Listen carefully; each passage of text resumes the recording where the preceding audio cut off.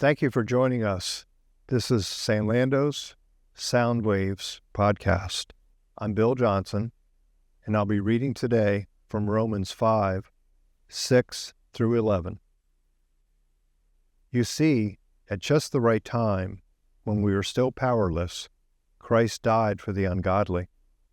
Very rarely will anyone die for a righteous person, though for a good person, someone might possibly dare to die. But God demonstrates His own love for us in this: while we were sinners, Christ died for us. Since we have now been justified by His blood, how much more shall we be saved from God's wrath through Him? For if, while we were God's enemies, we were reconciled to Him through the death of His Son, how much more, having been reconciled, shall we be saved through His life?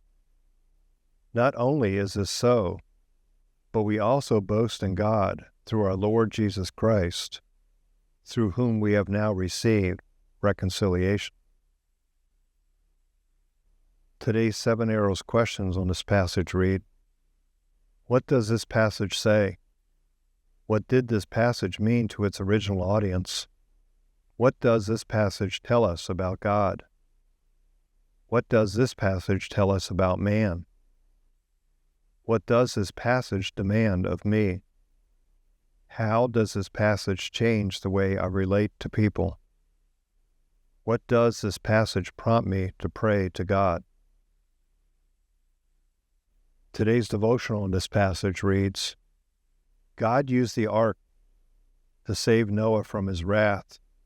God rightly judged the world for its sin, but He also graciously provided a way for people to be saved from His wrath. This is what God does.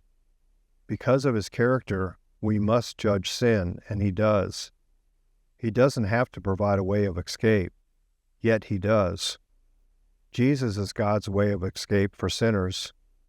Paul explained that God did not wait for us to get our act together or earn His love.